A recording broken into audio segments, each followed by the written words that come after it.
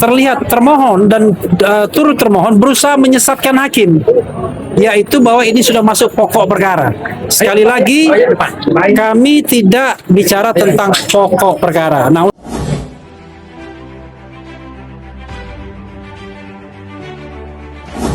ya, perkara bukan kedua lah, perkara permohonan pra kedua. Oke. Dan kita tahu tadi sudah menghadirkan 4 saksi dari pemohon dan 1 ahli. Intinya adalah kami ingin menegaskan yang kami uji ini adalah bukan benar atau tidaknya Mas Roy melakukan tindakan sebagaimana diatur dalam pasal 32 ayat 1, karena benar dan tidak itu adalah materi pokok perkara. Yang kami masalahkan ini adalah apakah penetapan Mas Roy sebagai tersangka itu memenuhi bukti permulaan minimal 2 alat bukti. Dan itu haruslah bukti yang berkualitas meliputi saksi, ahli, surat atau kombinasi di antara ketiga ini. Nah, inilah yang kemudian sepanjang hari kami mengkonfirmasi kepada saksi-saksi kami, apakah Anda melihat pemohon dalam hal ini Mas Roy melakukan pencurian, melakukan peretasan, nyolong harddisk, kemudian merusak dokumen Pak Jokowi atau dokumen Dian Sandi dan lain sebagainya, yang semuanya dikatakan tidak. Dari fakta persidangan kita bisa melihat bahwa satu, ya, bahwa dokumen itu pastilah bukan dokumennya Pak Jokowi, itu jelas kan. Dokumen itu dokumen yang tidak rusak, masih bisa diakses. Mas Roy tidak melakukan kegiatan-kegiatan, tidak ada saksi yang membenarkan dia melakukan kegiatan-kegiatan hacking, kegiatan yang mencuri dokumen elektronik. Dan ini memang agak aneh, dipermasalahkan dokumen Dian Sandi tapi yang marah Pak Jokowi, kira-kira begitu ya.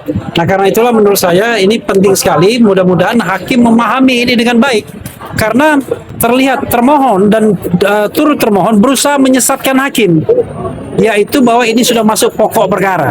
Sekali lagi, kami tidak bicara tentang pokok perkara. Nah, untuk memberikan kehormatan ya kepada ahli kami, ya silakan Mas Didit untuk bicara. Tentu menyampaikan kembali restate apa yang tadi sudah disampaikan. Silakan. Iya, baik. Jadi terima kasih ya semua rekan-rekan. Jadi begini, ini bolak-balik ya yang dimasalahkan oleh pihak Polda selaku termohon. Pertama, hukum acara ya. Hukum acara udah jelas. Hukum acara harus digunakan pada saatnya sekarang ini, yaitu hukum acara yang sudah berlaku, yaitu rezim 2025. KUHP baru. Nah, kalau yang namanya bolak-balik dibilang itu KUHP lama, itu hanya batu uji. Karena apa? Tidak fair. Kita kalau mau menguji tindakannya si Polda dengan KUHP baru, ya dia akan keberatan ya. Jadi memang harus diuji dengan batu uji KUHP lama. Nah, itu ada Mahkamah Konstitusi nomor 21 putusannya. Nah, disitulah ada 2 bukti permulaan. Saya harus jelaskan, itu bukan pembuktian Mas Roy ini salah atau benar. Jadi pembuktian, dia punya nggak bukti? Ya, 2 bukti permulaan. Jadi kalau perbuatan Mas Roy ini adalah dikatakan mencuri, ya, tapi jangan dia harus ada bukti-bukti itu yang mencuri. Jangan dia buktinya cuma mencemarkan nama baik, ya kan? Atau dikenakan pasal pembunuhan, bukti-buktinya tidak ada yang melihat dia membunuh. Tidak ada bukti-bukti, misalnya pisau, parang dan sebagainya, itu yang saya jelaskan. Jadi nggak bisa. Nah, kalau dibilang cuma formalitas, cuma 2 bukti permulaan, ya nggak bisa begitulah. Itulah namanya pelanggaran azas legalitas. Yaitu apa? Ada orang salah dituntut, disangka oleh pasal yang salah, didakwa, kemudian dihukum, ya setelah dituntut. Nah, akhirnya dibebaskan karena apa?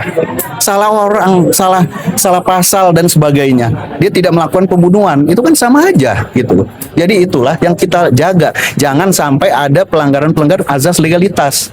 Orang tidak melakukan perbuatan tersebut, dia didakwa dan dihukum menjadi melanggar pasal tersebut, ya.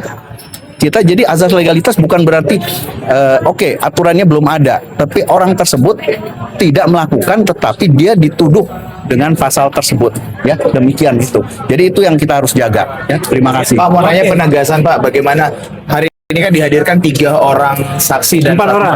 Oh iya, sama 1 ahli kan. Iya. Artinya apakah penegasan, apakah ini sudah cukup untuk memenuhi atas dasar semua yang kemarin sudah disampaikan pihak dari Roy Suryo terhadap dengan Ya kan kesempatannya cuma hari ini. Kesempatannya kan cuma hari ini. Besok udah kesempatan termohon, ya. Dan menurut kami sudah cukup, ya. Yang jelas bahwa hakim pasti paham. Nah, mudah-mudahan hakim memiliki hati nurani, keberanian untuk kemudian mengabulkan permohonan ini. Karena sudah jelas dari sisi rasionalitas saja, ya.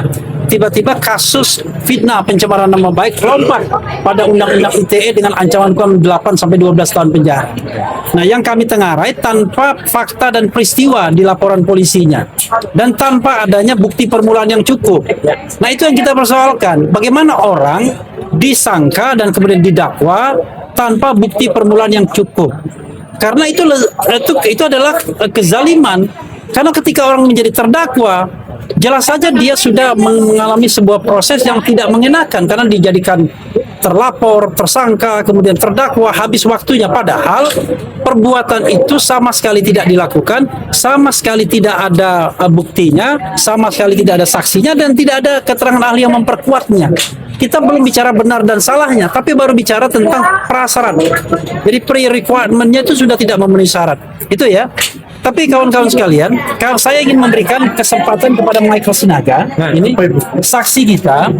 Michael ini YouTube-nya itu salah satu dijadikan barang bukti untuk Mas Roy yang katanya ngaprak-ngaprak dokumen dengan error level analysis. Tapi tadi dia sudah menerangkan bahwa apakah ada terbukti terkait dengan pasal 32 ayat 1 ketika ditanya oleh penyidik Polda Metro Jaya. Silakan Michael disampaikan kembali. Oke. Ya, mungkin dari saya begini, Bang. Ya. Oh ya. Ya. Tertutup semua jadinya. Ya, orang Tapi nggak apa-apa. harus ke depan. Gede banget. Iya. Jadi sekarang kan dipersoalkan lagi, di mana waktu itu saya dilaporkan oleh Pak Jokowi bersama Pak Roy Suryo. Kami dilaporkan dengan barang bukti video yang tadi kita sudah saksikan bersama-sama, ya, sudah ditayangkan. Nah, yang saya bingung, kenapa di sini ada pasal yang menyatakan mengubah, menyembunyikan, dan lain-lain, merusak dan ya pasal 32 itu. Karena yang kami lakukan di situ adalah mendiskusikan. Barang itu ditemukan di Twitternya Dian Sandi, dan Twitter itu bisa diakses oleh siapa saja. Jadi itu bukan mengambil dari komputernya Dian Sandi, bukan mengambil dari komputernya Jokowi, gitu loh. Dan soal ijazah yang analog, ijazah yang fisik, kami semua tidak ada yang pernah melihat. Ya, yang pernah melihat itu hanya waktu digelar perkara khusus, ya Pak, ya. Hanya digelar perkara khusus. Jadi saat saya diperiksa di BAP, dan saya yakin 100 orang saksi yang di BAP itu semuanya tidak pernah melihat ijazah asli Jokowi. Jadi sebenarnya ini perkara yang sangat-sangat aneh. Kenapa tiba-tiba ijazah asli Jokowi yang katanya analog itu yang disimpan di Polda Metro Jaya kok jadi barang digital? Nah, kalau sekarang saya memfoto Anda, apakah muka Anda itu jadi dokumen digital? Kan tidak begitu cara berpikirnya.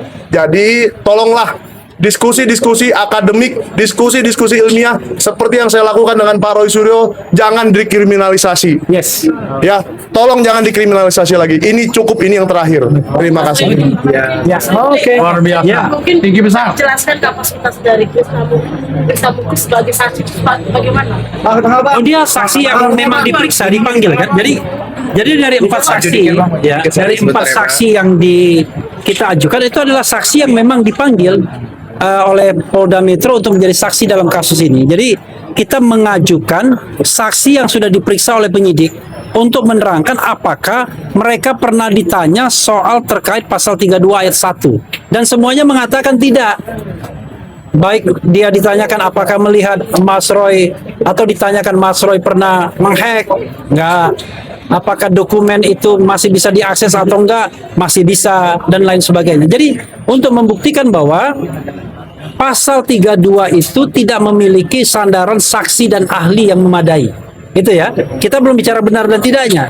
Karena saksi dan ahlinya itu kita yakin nggak ada orang yang menjelaskan bahwa Mas Roy melakukan perbuatan yang dikenakan yang patut dikenakan dengan pasal 32 ayat 1 itu. Yang hubungannya antara Krisna Mukti dan Roy Suryo sendiri apa gitu Mas? Mungkin enggak pernah kerja bareng kah atau bagaimana? Wah, itu nanti Mas Roy saja ya, nanti ya yang lain.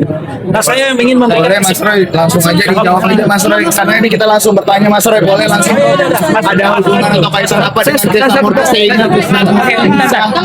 Sebelum mana Jadi gini, para awak media, para rekan-rekan media, yang diuji di sini adalah minimal 2 alat bukti yang sah. Dan tadi dijelaskan oleh ahli bahwa 2 alat bukti minimal sebagaimana keputusan Mahkamah Konstitusi 21/2014 itu harus dinilai dari kualitas, bukan kuantitas. Kalau kita bicara kuantitas, sudah 148 saksi diperiksa oleh Polda Metro Jaya. Kurang banyak apa? Dan satu-satunya perkara pidana di Republik Indonesia yang saksinya sampai 148 saksi. Sependek pengetahuan dan sependek pengalaman saya sebagai advokat, hanya ijazah Pak Joko Widodo. Itu hal yang pertama. Hal yang kedua adalah kalau kita mau bicara kualitas alat bukti, kemarin termohon menyampaikan bahwa mereka punya minimal 3 alat bukti, yaitu ada saksi, ahli, dan surat.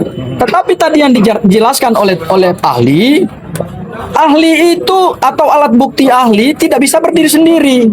Contoh, ada